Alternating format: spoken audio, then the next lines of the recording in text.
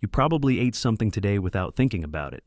Maybe you grabbed something from a shelf, tore open a package, or pressed a button on a machine that heated your food in seconds. You didn't hunt it. You didn't dig for it.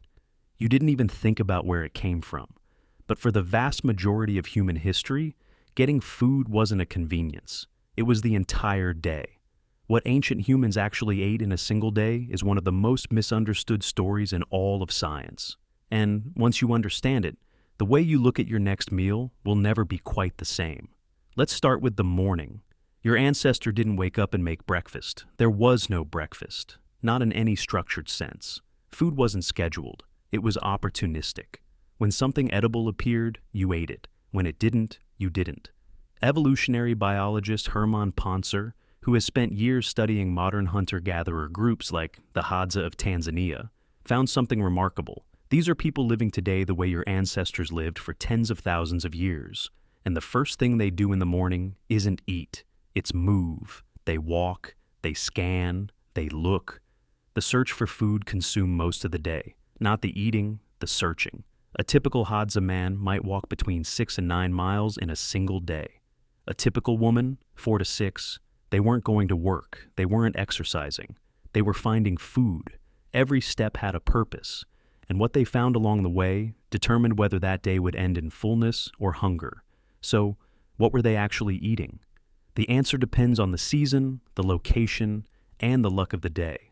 But here's what surprised researchers. Plant foods dominated. Berries, tubers, roots, leaves, seeds, fruits, and wild honey made up the majority of the caloric intake for most ancient humans, for most of human history.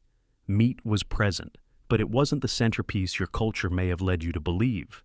Consider the tuber, boring, brown, deeply unimpressive. But, for your ancestors, a tuber was life. Researcher Richard Wrangham at Harvard University has argued that cooking tubers, roots made tender by fire, may be what actually drove the explosion in human brain size over the last 2 million years. The calories unlocked by cooking starchy underground vegetables weren't just sustenance. They may have been the fuel that built the brain you're using right now to understand this sentence. Your ancestor would have known exactly where to dig, which soil coloring meant moisture below, which plant leaves above ground told you that a dense, calorie-rich root lay beneath. This wasn't guesswork. It was a learned expertise so precise it would take you years to replicate. Women in hunter-gatherer societies were often the tuber specialists. Their knowledge of the land was encyclopedic. They carried digging sticks worn smooth by years of use, and they rarely came home empty-handed. Fruit, when available, was treated almost like a windfall. A fig tree in full ripeness would draw a group from miles around, not just humans. Every creature in the area knew what ripening fruit meant. Your ancestors competed for it. They remembered which trees bore fruit in which season. They tracked this mentally across years. No calendar, no notes. Just a mind shaped by millions of years of needing to remember exactly this kind of information. Now, the meat. Hunting occupies a massive space in the popular imagination of early humans. The bold spear thrower bringing home the kill. The truth is more complicated and, in many ways, more impressive. Hunting was inconsistent. A successful large-game hunt might happen once a week or once a month, depending on the group and the terrain. Some days the hunters came back empty.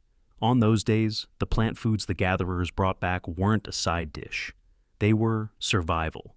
But when a kill happened, it was extraordinary.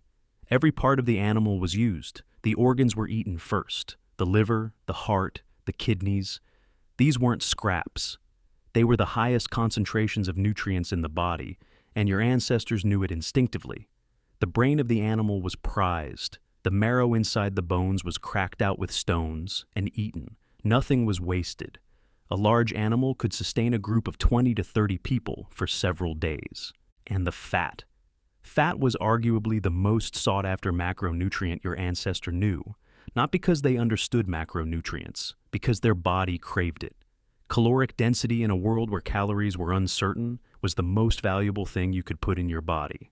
A craving for fat isn't a modern weakness. It's a survival signal. Your nervous system inherited from a time when fat could be the difference between making it through winter and not. Wild honey was another story entirely. When your ancestor found a beehive, it wasn't a small event. The Hadza, again studied by Poncer and others, treat honey as the single most valuable food source in their environment.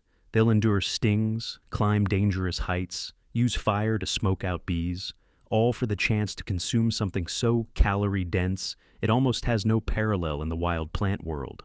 Your love of sugar isn't a modern vice. It is millions of years old, and it once saved lives. Water was woven through the entire day. Your ancestor would have known every water source in their territory. Seasonal streams, rock pools, certain plant types that held moisture. Dehydration was a real and constant threat, especially while walking miles under open sun. The body's thirst response is sharp and ancient for exactly this reason.